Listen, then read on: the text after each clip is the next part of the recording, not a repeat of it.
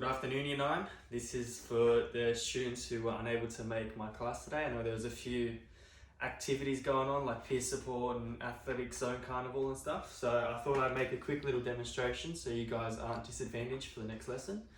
It was a very important lesson in today's class. It was marking timber, okay? We're Year 9 timber, so we've been doing this in Year 7 and Year 8. So we should know the basics, but we're going to get the correct technique as it's really important for our next projects, okay? We want to get those correct marking techniques so we can get the correct measurements for the correct cuts, okay? So quickly, I've just written down our learning intentions and the success criteria. So this is what we did in the lesson. So our learning intention was develop an understanding of the correct technique required for marking timber. Okay, so we're gonna learn the correct method and the technique and how you mark timber essentially, yeah? So the basics of that. And our success criteria, so how we're going to know that we have achieved this, is we're going to identify the process for marking timber, so that's the technique. We're going to develop an understanding of different types of marking techniques and the application process, okay?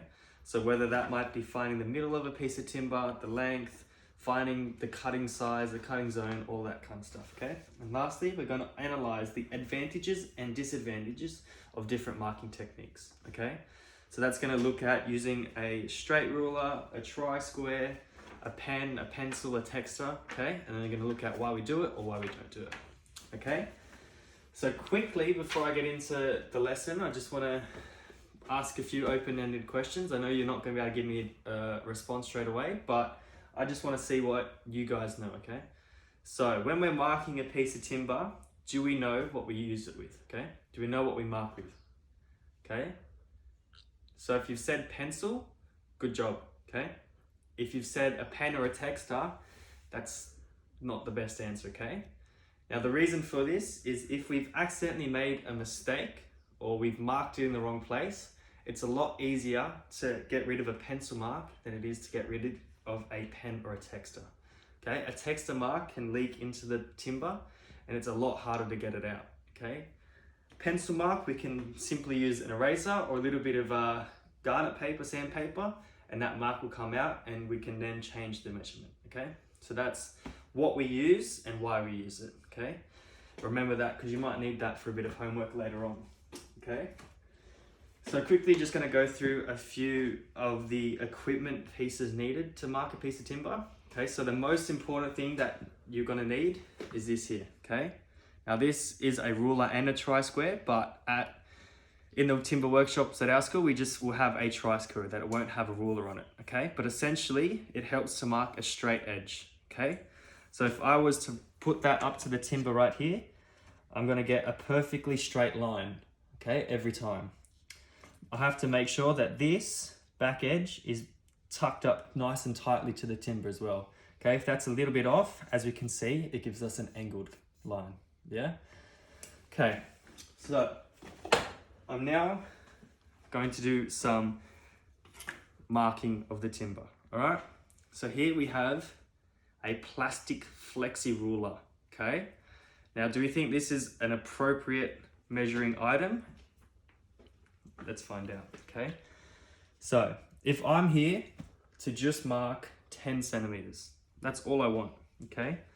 If we zoom in here, do we think this edge is square or do we think it's on a bit of an angle? Okay, so it was pretty poorly cut, yeah?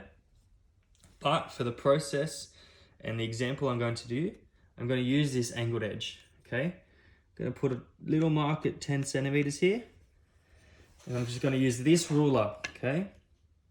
Try to get it as square and straight as I can. And I'm going to go down. Now, do we think that's the correct method or an incorrect method for marking? Okay, so we got this area. Should be 10 centimeters, but it was marked off an incorrect edge, okay? So this edge here is not straight, okay? So it's cut on an angle, which means this side up here is going to be longer than this side down here, okay? So it's very important when we are marking that we go off a straight edge. Okay, so this piece of timber, it's a piece of scrap timber, which is what we're going to be using in the workshop, okay? Bit of scrap timber to practice our marking. It doesn't have actually any square edges, Okay, this edge on this side's a little bit better, but as you can see, it's a bit off, okay? So a way that we can fix this is we can mark a few millimeters in from the edge. That will help to create a square line, okay? So then we can mark from that edge and then mark 10 centimeters and we can cut that, okay? And as you'll learn in a future lesson, a drop saw is a great machine, a great piece of equipment to get those straight, nice cuts, okay? So this is an incorrect method as well. Okay, this ruler has a bit of flex, a bit of bend, and it's not going to give us a perfectly straight line when we're marking down that 10 centimeters. Okay, so this is an incorrect marking method. Now, another method is a lot of you guys will have these flex rulers. Yeah, they're fun, you can play around with them. Every kid has one, I know a lot of you have them in our class. But my one is a little bit broken. But I'm going to be lazy and I'm just going to mark.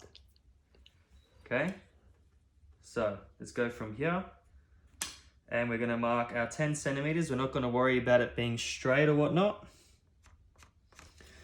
Yeah, looks like 10 centimeters to me. Using our flexi ruler, we're going to try to mark a straight line. Okay, look at that, that's curved, okay? Yeah, because this ruler has flex, it's not going to be perfectly straight, yeah? So again, an incorrect marking method. Okay, so if I wanted to do a correct marking method, we have a steel ruler or a metal ruler, okay? These have very little bend, very little flex, and they help to create that straight mark, that straight edge, okay? So use that 10 centimeter mark that we have from here to here, yeah? But using this tri-square, I can butt it up against the timber, get it nice and straight, and create that perfectly straight edge to cut. Okay, so straight away that makes it a much straighter and much cleaner edge. So that is a correct marking technique. Now if I was to cut that out, as I'm sure you're going to learn in some future lessons, I'm going to give myself a little bit of extra room, okay? So I'm going to go off about 3 to 5 millimeters as a cutting zone. Okay, so mark that. So what we have in here is called a cutting zone. Yeah, so this is what our blade is going to go into to cut, to ensure that we're not cutting the timber that we need. We're cutting this extra. Yeah, so then when I'm marking, I'd go from here to our next point, whatever that may be. Yeah, so very simple, very basic, but it's important to have that correct technique. Okay, so moving on to another thing about marking timber is you want to select the correct timber, okay? If the timber you select has a slight bow or slight curve in it, it's going to affect your measurements and your cutting, okay? So it's important to have a really straight piece of timber, okay? That's going to help you a lot, especially if you have to thickness anything. It's going to make everything a lot simpler.